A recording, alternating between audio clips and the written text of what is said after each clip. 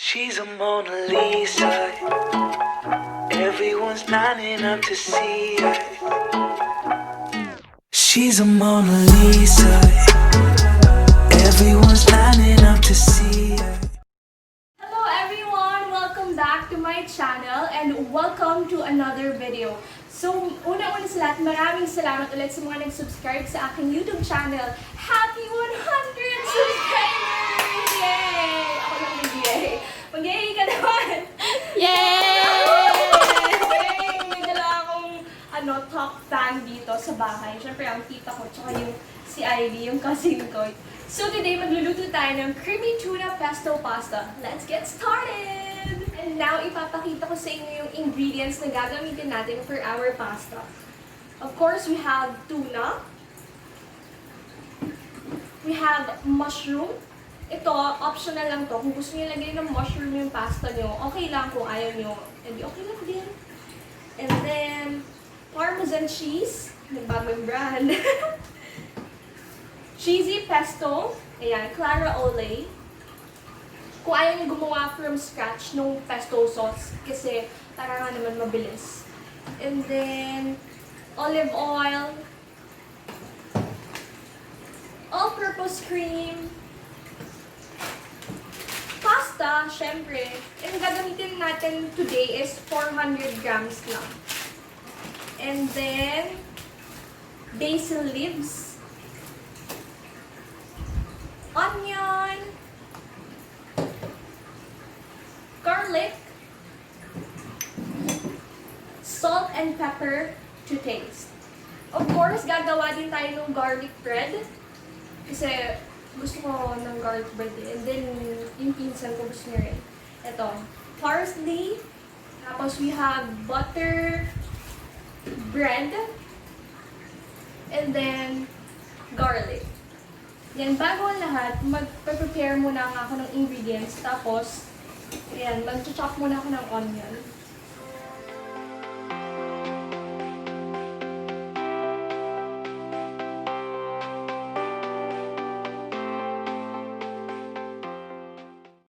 Yan, tapos na tayo mag-chop ng onion. Ngayon naman, yung garlic.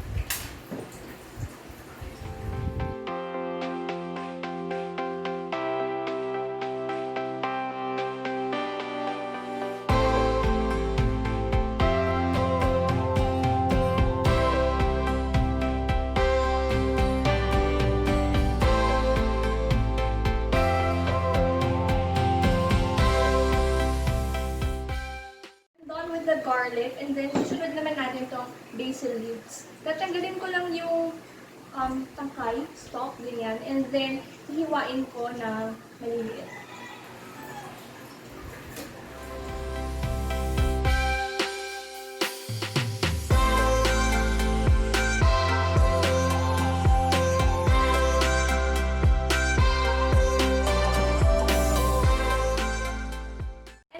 Done preparing the ingredients, and ngayon naman magsa-start na tayo magluto. Pero bago lahat, papakita ko na sa inyo ang aking cook notebook! Okay, wala.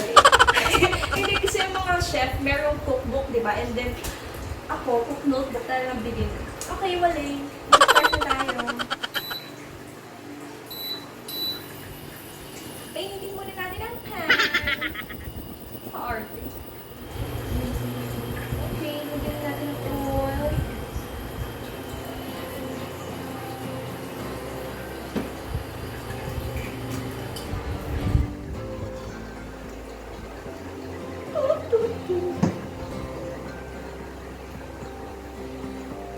Yes, may pag-ikot. Okay, mga ginagawa. Okay, magsusutay na tayo. Kasi mainit lang yung pan natin. Dapat hindi natin masyadong brown yung garlic kasi papait yung pasta. Kaya sa lang yun, yung anjong.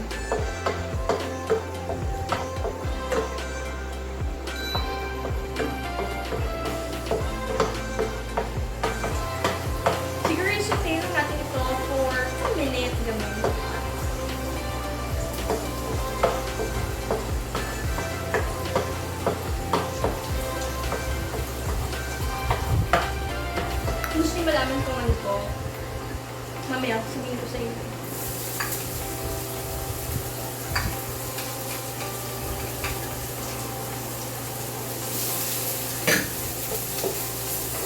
Bakit tayo maganon? So by the way, ito nga palang, ano, bakit ba tingin? Itong pan na ginagamit ko, from Old Shopping, Ilaw Cherry Pot Set. Kung gusto nyo i-try, bilhin, punta lang kayo sa website ng Old Shopping.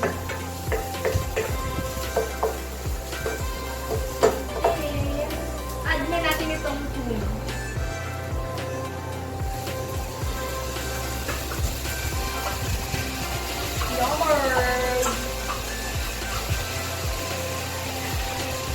So, yung sa tuna, dinrain ko yung oil niya. Kasi, masyado ng oily dahil nga yung pesto sauce natin, meron din siyang natatanong oil.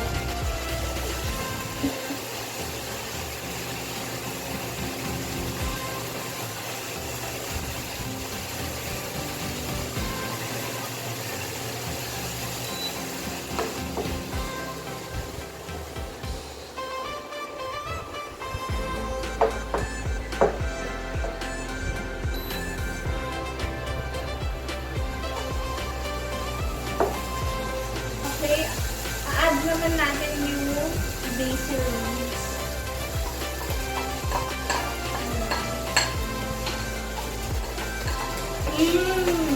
Bango. Then, add na ulit naman natin yung add naman natin yung mushroom. Actually, pag mga pasta talaga, mabilis lang yung gawin. Mabilis lang lutuin. Kaya, kapag may mga bisita kayo, pero wag ngayon kasi pandemic. So, siguro sa family nyo, yan, iserve nyo pasta. Diyan, katulad sa mga beginners na sa pagluluto, katulad ko, pwede kayong mag-try ng ibang recipe.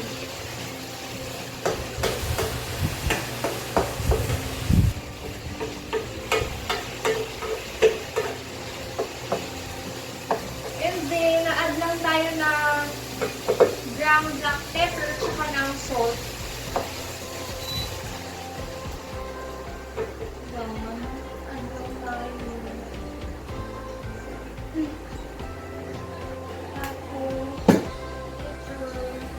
Tinatansya ko lang yung salt and pepper. Tapos tanggalan kung ano. So, tikman na lang natin mamaya.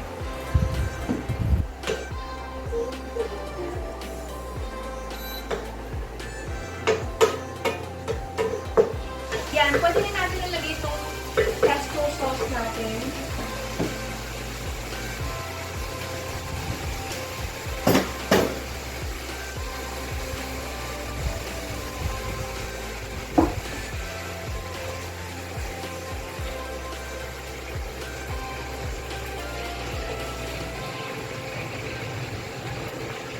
Nalagay na natin yung pesto sauce. So, hintayin lang natin siya na mag-simmer. Kahit konti lang.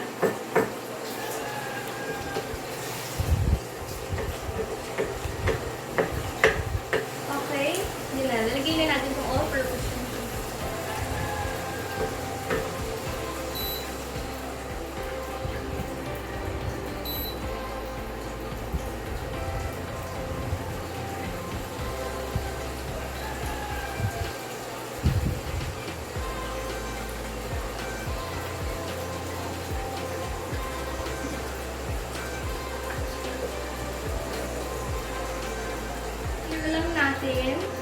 Haluin lang natin para mas maging malapot pa yung sauce. Malapot.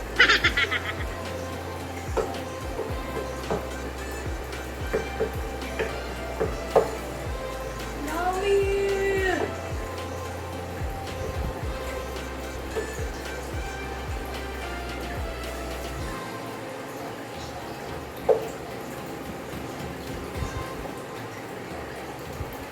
Lagyan natin ng Parmesan Cheese. Tapos mamaya lalagyan din natin.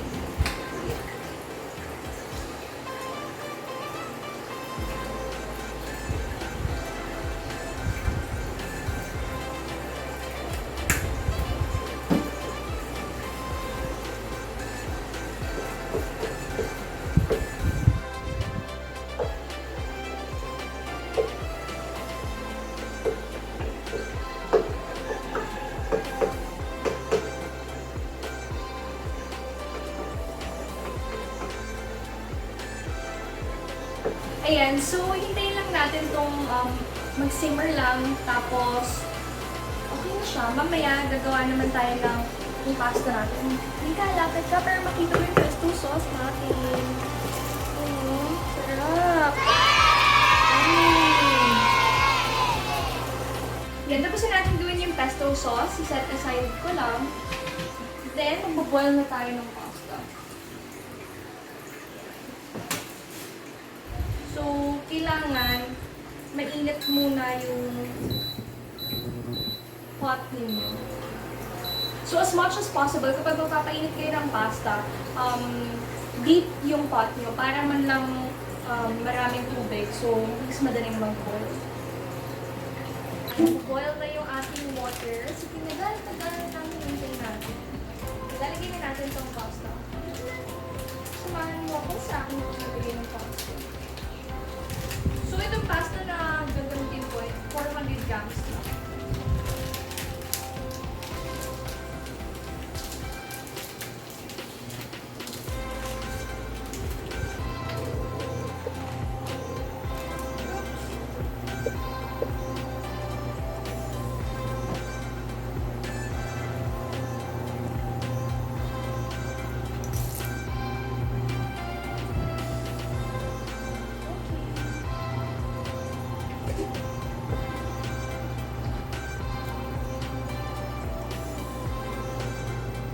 Lalagay tayo ng oil para hindi magdikit-dikit ang ating pasta.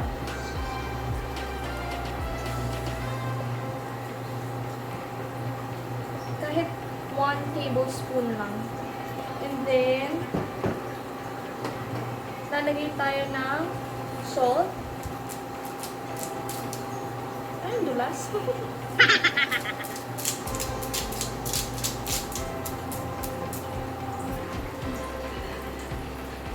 Habang nagbo-boil yung pasta, gagawa lang ako ng garlic bread. So, ang ingredients para sa homemade garlic bread, meron tayong slices ng bread, ikakat ko lang siya sa sector. Tapos, meron tayong butter, parsley, yan. And then, garlic. Ayan, so gagawa na tayo ng garlic bread nga. So, dito lang. Meron tayong parsley, tapos half stick ng butter, tapos garlic. Ayan, hahatiin lang natin sila.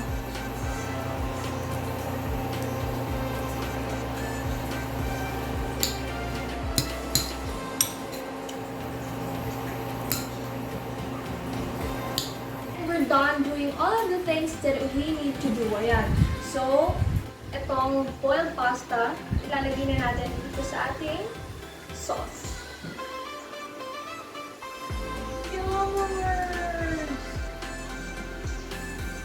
In fairness lang, marami lang palang 400 grams.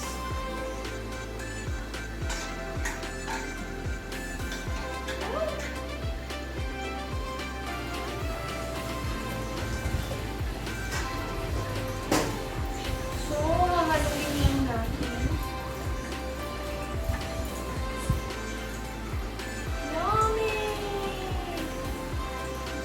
Finally done with our creamy tuna pesto pasta. Kain tayo!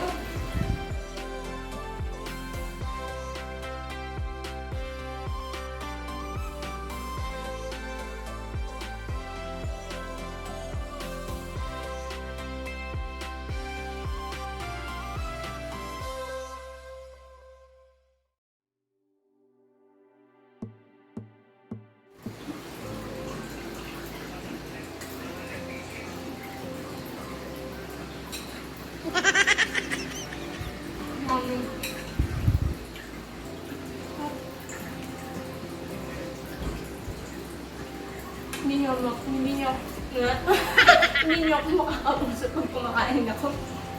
Grabe.